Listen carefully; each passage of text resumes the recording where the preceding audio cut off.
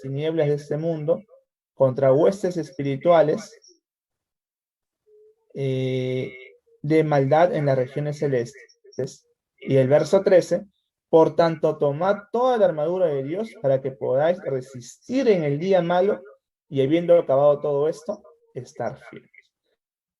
Entonces, cuando justamente la iglesia que Dios espera recibir al Señor, y justamente será la que pase estas pruebas, o este día malo que menciona aquí Pablo en Efesios, es la iglesia que se encuentre firme, ¿sí? Y la iglesia somos nosotros. Entonces, ¿qué quiere decir? Son los hijos de Dios que se encuentren firmes, ¿sí? Son los que podrán justamente ser parte de esa iglesia, de ese sueño que Dios tiene, de ese anhelo que Dios tiene, que Dios espera cuando Él venga por segunda vez. Encontrar una iglesia santa, pura y sin mancha. Entonces, para ser parte de esa iglesia necesitamos, ¿qué dice el texto? Tener la armadura de Dios, tomar la armadura de Dios. Y vamos un poco a repasar estos componentes de la armadura de Dios. ¿Qué será la armadura de Dios? ¿Será una armadura física? ¿Será una armadura espiritual? De hecho, que aquí Pablo, incluso versos anteriores, decía, ¿no? Que no tenemos, dice, lucha contra sangre y carne. No es de que el enemigo está ahí contra sangre y carne, ¿no? Sino que es lucha contra ¿quién? Contra principados, potestades, gobernadores de las tinieblas de este mundo. Es una lucha espiritual. Las luchas que tenemos día a día, mis queridos hermanos, son luchas espirituales. Todos los días tenemos luchas espirituales. Y todos los días somos tentados por el enemigo, ¿no? A caer. A veces el enemigo puede usar muchas formas para hacernos caer, pero nuestra lucha que tenemos es espiritual. Entonces la armadura de Dios también está relacionada justamente a la parte espiritual.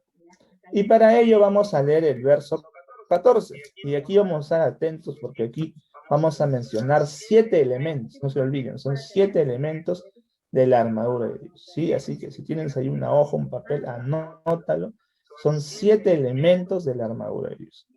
Verso 14. Y dice, estad pues firmes, ceñida vuestra cintura con la verdad. Mira, aquí encontramos un elemento, la verdad. ¿Sí? Sigamos. Vestíos con la coraza de justicia. Y aquí encontramos un segundo elemento, ¿no? La coraza de justicia. Llevamos 2. El primero, ¿cuál era? La verdad. Y ahora, la coraza de justicia. Verso 15. Y calzados los pies con el celo por anunciar el evangelio de la paz. Miren, y ese es un nombre un poco largo, ¿no? El celo por anunciar el evangelio de la paz. Y vamos a ver como la parte de la testificación, la parte de llevar el evangelio. No vamos a darle ese nombre. Entonces llevamos 3 elementos importantes. Verso 16. Sobre todo tomad el escudo de la fe, con que podáis apagar todos los dardos del fuego del maligno. Verso 17. Tomad el yelmo de la salvación y la espada del Espíritu, que es la palabra de Dios. De aquí llevamos 2, ¿no? 3, la fe, la salvación y la palabra de Dios. Verso 18. Orad en todo tiempo, con toda oración y súplica en el Espíritu, y velad con ella con toda perseverancia y súplica por todos los santos. Entonces aquí tenemos otro elemento importante que es la oración. Entonces ya tenemos nuestros 7 elementos. ¿Sí? 7 elementos. A ver, ¿cuál vamos a hacer un repaso? ¿Cuál es el primero? La verdad. El segundo, la justicia. El tercero, dijimos que era la testificación o la predicación. Cuarto, la fe. Quinto, la salvación. Sexto, la palabra de Dios. Y séptimo, la oración. Ahora, vamos a quizás a dividirlo con nosotros porque son cosas que ya están dadas y ahí no hay mucho que nosotros podamos hacer. Y vamos a dividirlo en otro grupo donde sí hay actividades o son parte de la armadura que justamente nos va a ayudar y que dependen de nosotros. Por ejemplo, vamos con el primer elemento. Dijimos la verdad. ¿La verdad depende de nosotros o la verdad ya está ahí? ¿La verdad puede cambiar? ¿Nosotros podemos cambiar la verdad?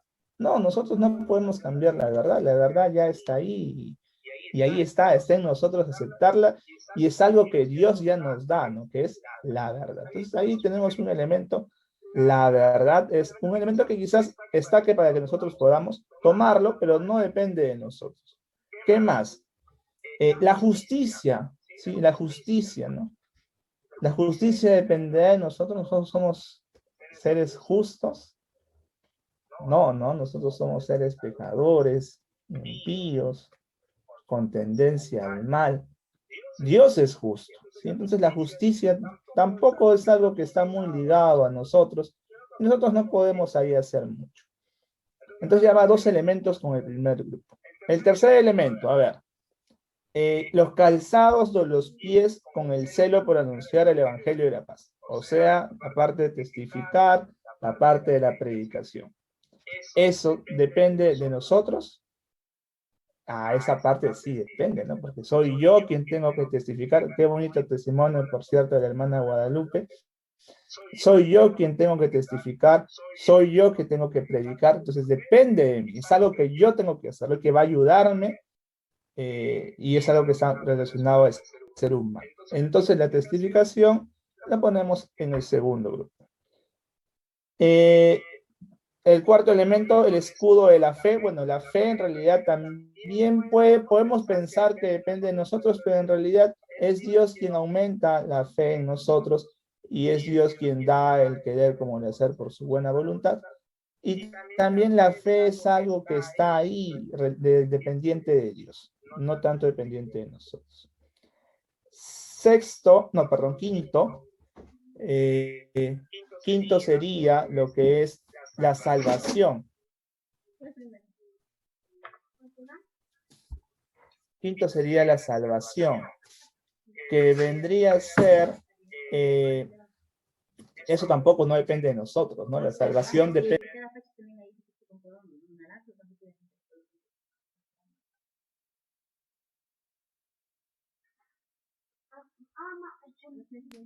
Disculpen. La salvación no depende de nosotros, sino la salvación ya está dada ahí y Dios la da a todos, ¿no?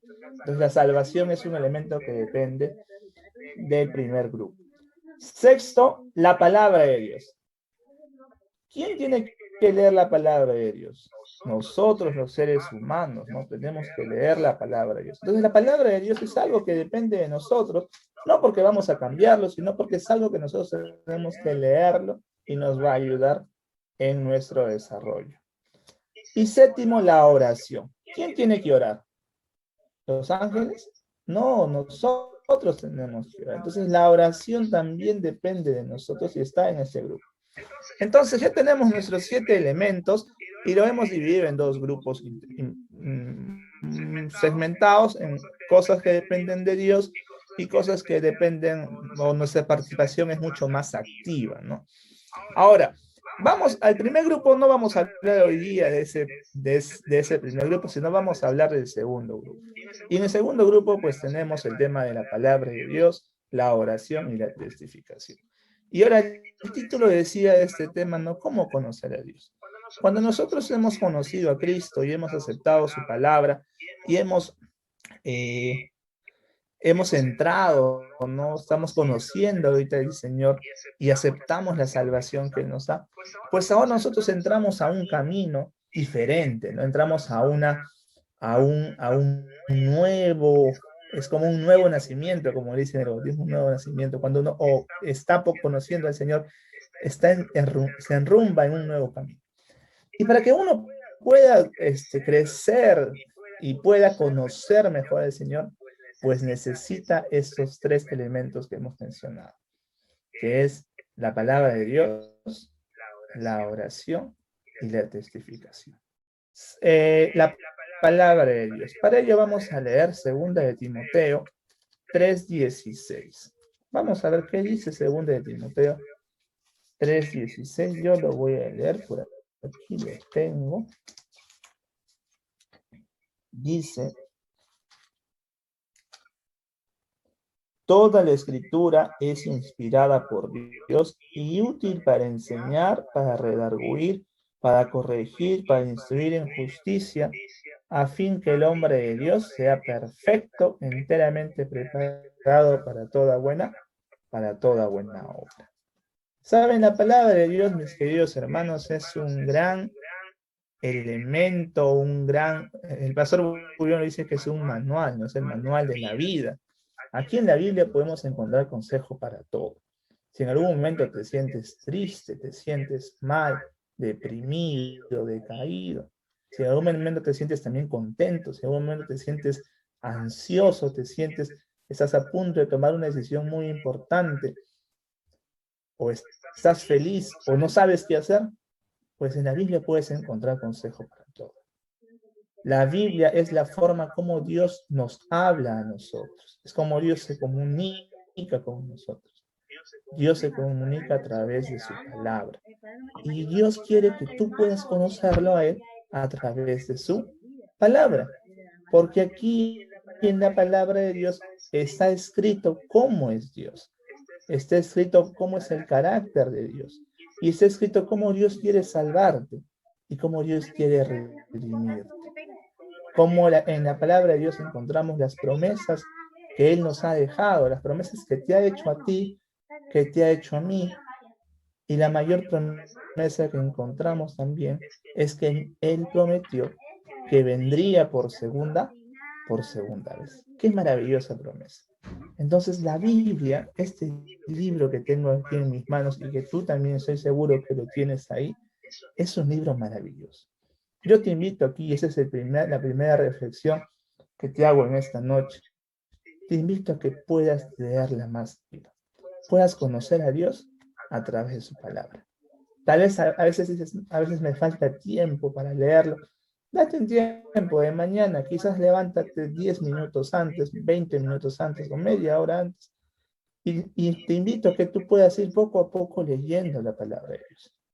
Nuestra iglesia, por ejemplo, tiene una forma muy interesante de estudiar la Biblia, que otras denominaciones quizás no la tienen, y que es a través de la escuela sabática.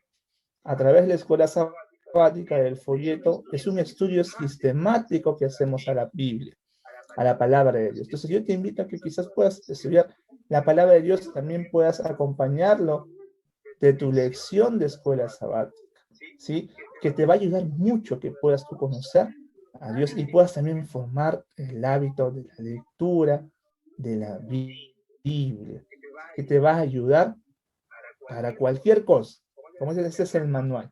Si Dios nos creó a nosotros, el manual del hombre, se podría decir, pues le encontramos la palabra en la palabra de Dios. ¿Cuál es el segundo elemento que nos va a ayudar a que nosotros podamos conocer mejor al Señor? Pues es la oración. La oración nos va a ayudar mucho. Dijimos de que la Biblia es la forma como Dios se comunica con el ser humano. Y la oración es la forma como ahora el ser humano se intenta comunicar con Dios. Si se dan cuenta, ¿no?